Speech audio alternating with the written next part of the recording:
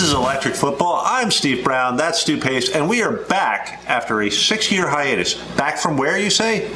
Back from cable access. That's right. We're out of the basement and we're in the attic. Not even broad cable access. We were local cable access. But now there's this new thing called the interweb.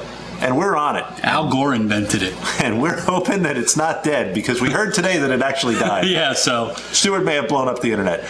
But what we're going to do for you guys is NFL football with a fantasy tinge. We're going to take the top guys at each position, and we're going to debate sort of back and forth why you should choose one over the other. We're going to start with quarterback. The two top guys in most people's eyes, Drew Brees, Peyton Manning.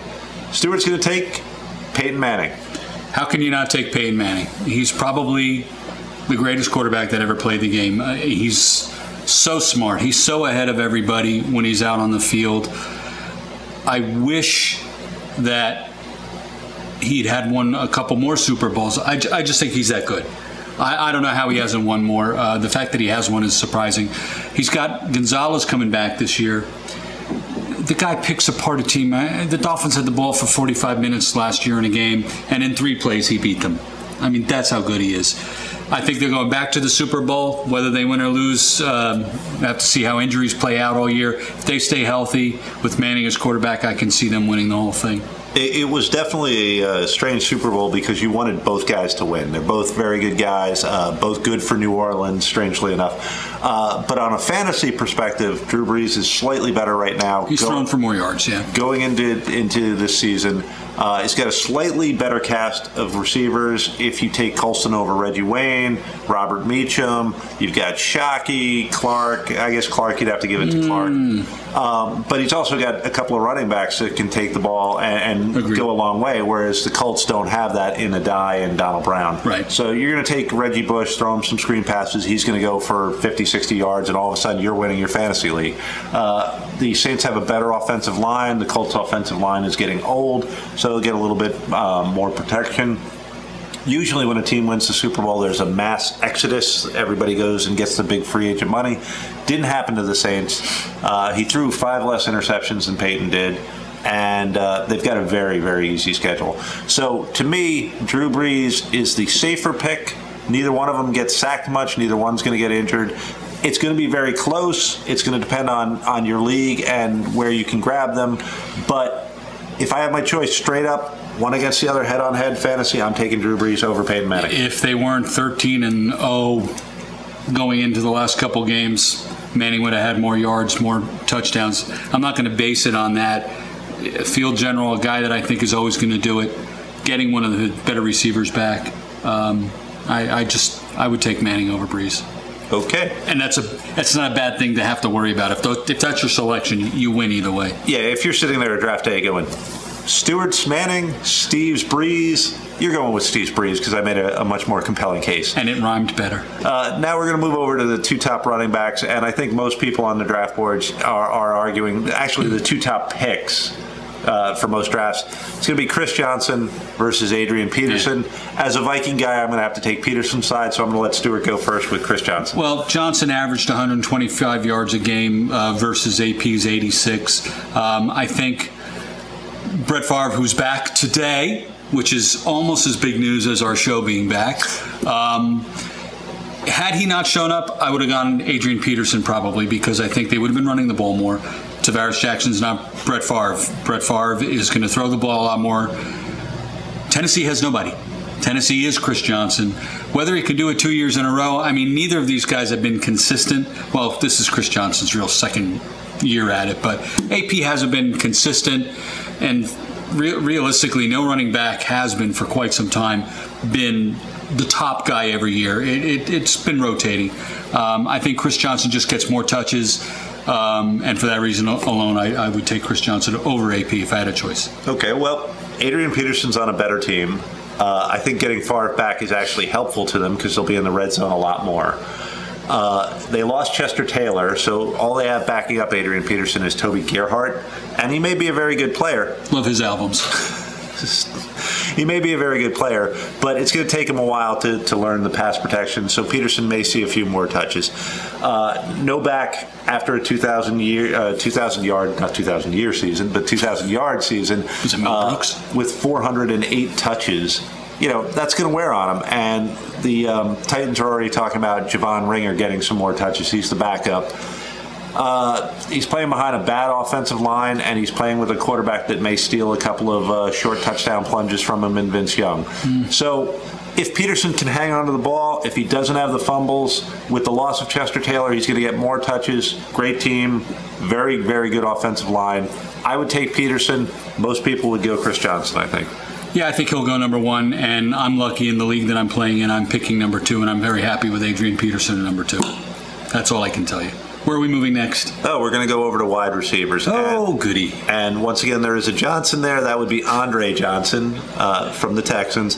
And I think the second wide receiver that most people are looking at as a top guy is Randy Moss. Agreed. So, having been a Viking fan, I will take Moss. And all right. We'll let Stuart go with Andre Johnson. Well, Andre Johnson and Matt Schaub has proven to be a pretty good tandem. Schaub threw for, I think, 4,400 and change last year. A lot of it to Andre Johnson, and he's probably the number 1 receiver in the league right now, fantasy-wise, my opinion.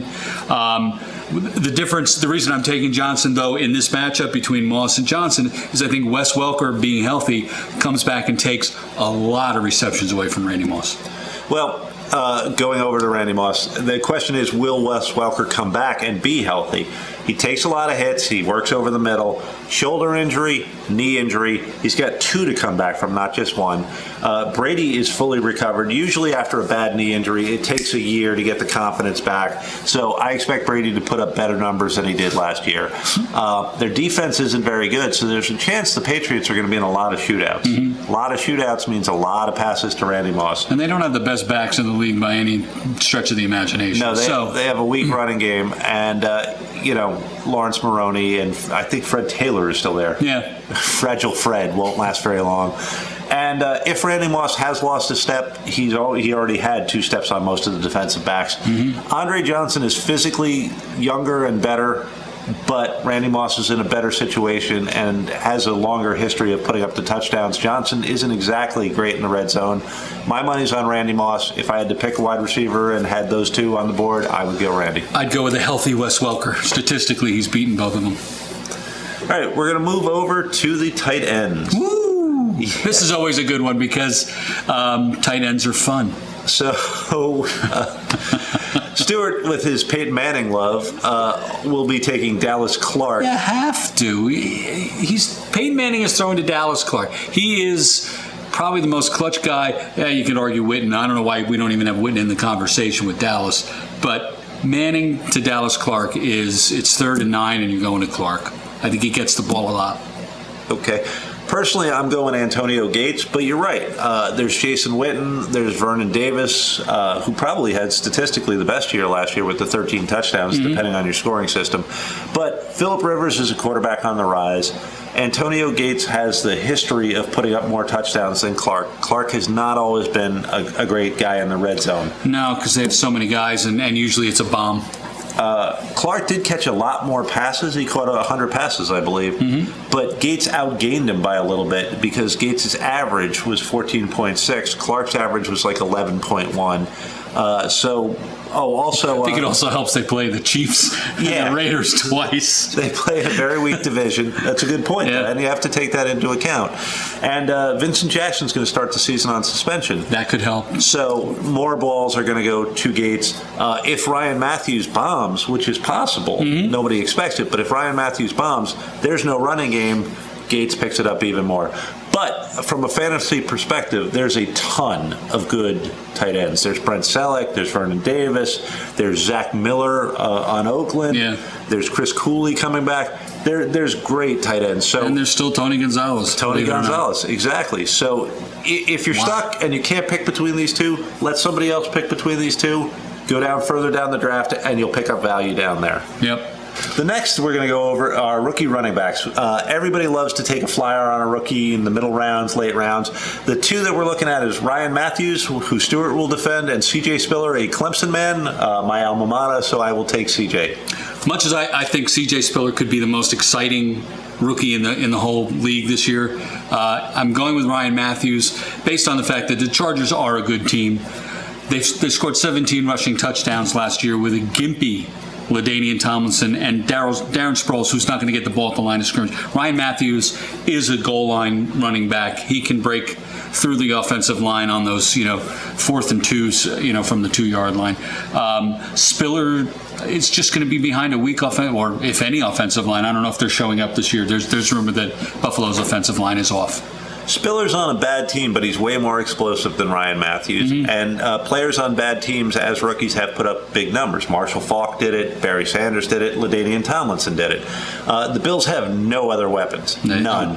So they're going to put the ball in C.J. Spiller's hands. He's a great pass catcher. He returned kickoffs. 7 kickoff returns for touchdowns show that he is capable of taking the ball the whole way. And he's small, but a lot of great backs have been small. Tiki Barber, Darren Sproles, who will be taking touches away from Ryan Matthews. So the Bills aren't going to score a lot of touchdowns. When they do, C.J. Spiller will be scoring them from long distances. Probably. And if you have to insert a rookie into your lineup, what you want is a big game. One explosive play can give you that. The final category we're going to look at is defenses. The 2 top defenses as far as most fantasy scoring teams would be the Vikings and the Jets. Stuart, in his Dolphins jersey, is going to take the Jets. You have to. Statistically, they were number 1 last year. They didn't do anything to hurt themselves. They're playing in not the greatest division as far as offensive firepower anymore. And I think Rex Ryan, whom I hate, has them fired up and playing very, very, very tough defense. As much as I love the Vikings, he's probably right. The Jets have across the board the strongest defense. The Vikings' hope is in the defensive line. Jared Allen putting some pass rush pressure on. The Williams is stopping the rush, and maybe, just maybe, we get some secondary play and a few takeaways, which we didn't get last year. But if I had to pick between the Vikings and the Jets, honestly, I would take the Jets number 1. And, the Jets are number 1 because there's a pace on the team.